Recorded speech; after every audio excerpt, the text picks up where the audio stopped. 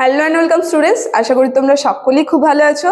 জ্ঞানজ্যোতি coaching সেন্টারের পক্ষ থেকে তোমাদের সবাইকে আরো একবার স্বাগত। তো আমি মীরা ম্যাম, আমি আজকে তোমাদের ডিএসসি সোশিওলজি সাবজেক্ট থেকে অতি গুরুত্বপূর্ণ একটি টপিক নিয়ে আলোচনা করব। আজকে আমি যেই টপিকটি নিয়ে আলোচনা করব সেটা তোমরা স্ক্রিনে দেখতেই পারছো, বংশ। ঠিক আছে, বংশ কি সেটি নিয়ে কিন্তু আজকে আমি বিস্তারিতভাবে আলোচনা করব। বংশের সংজ্ঞা, বংশের উদাহরণ এবং বংশের বৈশিষ্ট্য সম্পূর্ণ কিন্তু আমি তোমাদের সঙ্গে বিস্তারিতভাবে আলোচনা করব এবং বুঝিয়ে দেব। তো চলো আমরা আলোচনায় ফিরে যাই। দেখো, বংশ বলা হয়েছে যে এখানে বংশের সংজ্ঞাতে দেখো এখানে খুব সুন্দরভাবে সংজ্ঞা দেওয়া হয়েছে।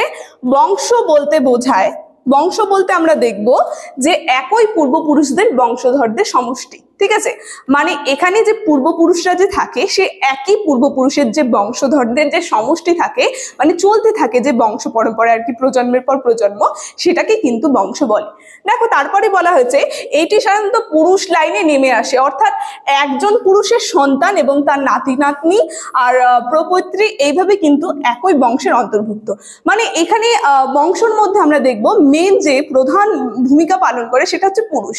সেখান থেকে তার যে সন্তান, ঠিক আছে, তার সন্তানের থেকে তারপরে ধরা হয় নাতি নাতনি। ঠিক আছে, এইভাবে যে বংশ পরম্পরা আর কি চলতে থাকে, যে তার প্রজন্মটা, সেটাই কিন্তু বংশ। দেখো এখানে সেটাই উদাহরণ দেওয়া হয়েছে। তো বংশের সংজ্ঞা ছিল এটাই, বলেছে এটাই হচ্ছে বংশের অন্তর্ভুক্ত। দেখো তারপরে এখানে বলা হয়েছে বংশের কিছু বৈশিষ্ট্য। এই যে বংশ যে রয়েছে, এই বংশের কিছু বৈশিষ্ট্য কিন্তু আমরা লক্ষ্য করতে পারবো। দেখো এখানে বৈশিষ্ট্যের মধ্যে প্রথম বৈশিষ্ট্যতে বলা হয়েছে যে সাধারণ পূর্বপুরুষ। ঠিক আছে, সাধারণ পূর্বপুরুষ, বংশের সকল সদস্যদের একই পূর্বপুরুষের বংশধর। সবার প্রথমে বংশের মধ্যে আমরা যেটা প্রথম বৈশিষ্ট্যতে লক্ষ্য করতে পারবো, একই পুরুষ কিন্তু তাদের বংশধররা থাকবে। মানে দেখবো আমি, ঠিক আছে, তারপরে আমার যে সন্তান, মানে একটা পুরুষ তার সন্তান, ঠিক আছে, তারপরে তার সন্তান, এইভাবে কিন্তু বংশ পরপর চলতে থাকবে। দেখো তারপরে দ্বিতীয় বৈশিষ্ট্যতে বলেছে রক্ত সম্পর্ক। সব থেকে গুরুত্বপূর্ণ যেটা বংশের মধ্যে আমরা দেখবো রক্ত সম্পর্ক, একটা কিন্তু রক্ত সম্পর্ক থাকবে। সেটা এখানে বলা হয়েছে যে বংশের সদস্যদের মধ্যে প্রত্যেকের মধ্যে কিন্তু আমরা তাদের রক্তের সম্পর্ক দেখতে পারবো। ঠিক আছে, দেখো তারপরে বলা হয়েছে তৃতীয় বৈশিষ্ট্যতে 3 নম্বরে সামাজিক গোষ্ঠী। ঠিক আছে, বংশ একটি হচ্ছে সামাজিক গোষ্ঠী হিসেবে কিন্তু কাজ করে। যদি আমরা লক্ষ্য করি এই বংশ কিন্তু একটা সামাজিক গোষ্ঠী হিসেবে কাজ করে। দেখো তারপরের বৈশিষ্ট্য বলেছে ঐতিহ্য ও সংস্কৃতি। আমরা দেখবো প্রত্যেকটি বংশের মধ্যে কিন্তু একটা আলাদা আলাদা, বিভিন্ন বংশের কিন্তু নিয়ম কিন্তু আলাদা আলাদা হয়, আর যে যেই বংশের হয় সেইভাবেই কিন্তু সে তার নিয়মগুলো পালন করতে থাকে। তো এইটাই কিন্তু আমরা লক্ষ্য করতে পারবো বিভিন্ন বৈশিষ্ট্যদের মধ্যে, মানে বিভিন্ন বংশের মধ্যে। দেখো সেটাই বলা হয়েছে যে বংশের নিজস্ব ঐতিহ্য এবং সংস্কৃতি কিন্তু থাকে। ঠিক আছে, তো ব্যক্তিগত নিজস্ব ঐতিহ্য, নিজস্ব সংস্কৃতি কিন্তু আমরা প্রত্যেকটি বংশের মধ্যে লক্ষ্য করতে পারবো। দেখো শেষে বলা হয়েছে পদবী, যেটা খুবই গুরুত্বপূর্ণ আর কি এই বংশের বৈশিষ্ট্যতার মধ্যে, পদবিটা। দেখো প্রত্যেকটা বংশের কিন্তু আমরা একটা নিজস্ব পদবি কিন্তু দেখতে পারবো। ঠিক আছে, প্রত্যেকটা বংশের একটা ব্যক্তিগত পদবি কিন্তু থাকে।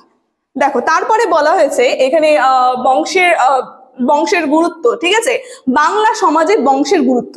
তো আমরা দেখব এই যে বংশ যে আছে সমাজে, এই বংশের গুরুত্ব কতটা।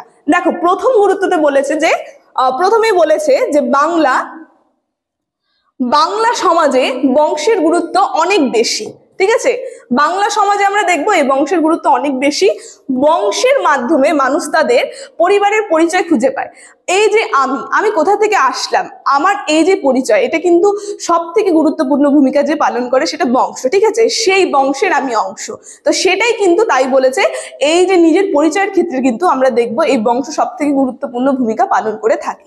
দেখো তারপরে বলা হয়েছে যে বংশ, এই যে বংশ যে আছে এই বংশের সদস্যদের মধ্যে ভ্রাতৃত্ববোধ থাকে এবং তারা অপরের প্রতি দায়িত্বশীল। ঠিক আছে, আমরা দেখব এই বংশের যে সদস্যরা থাকে তারা কিন্তু পরস্পরের প্রতি একটা দায়িত্বশীল থাকে। সে কিন্তু তার বংশের যারা যারা সদস্যরা থাকে তাদের যেরকম দায়িত্ব নিয়ে থাকে, যেরকম আমাদের পিতা বলে থাকি, তারা কি করে বংশের যে প্রত্যেকটা সদস্য সেটা কিন্তু সে কিন্তু দায়িত্ব নেয় প্রত্যেকটা সদস্যদের। তো সেরকমই আমরা দেখবো তাদের মধ্যে কিন্তু একটা দায়িত্ববোধ থাকে। দেখো তারপরে বলা হয়েছে যে বংশ সমাজে বিভিন্ন সামাজিক এবং রাজনৈতিক ক্ষেত্রে প্রভাব বিস্তার করে। এই বংশ কিন্তু আমরা দেখব বিভিন্ন সমাজের মধ্যে রাজনৈতিক, তারপরে বিভিন্ন ক্ষেত্রে কিন্তু অর্থনৈতিক, এইগুলো ক্ষেত্রে কিন্তু খুব প্রভাব বিস্তার করে থাকে।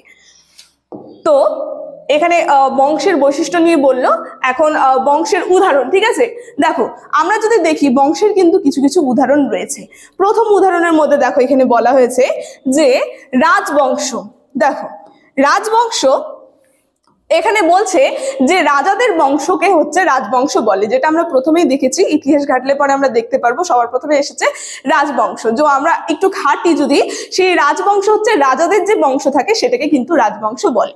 দেখো তারপরে বলেছে গোত্র। ঠিক আছে, এটা একটা বংশেরই উদাহরণ। বলা হয়েছে যে হিন্দু সমাজে গোত্র হচ্ছে এক ধরনের বংশ যা ঋষিদের ওপর ভিত্তি করে তৈরি করা হয়ে থাকে।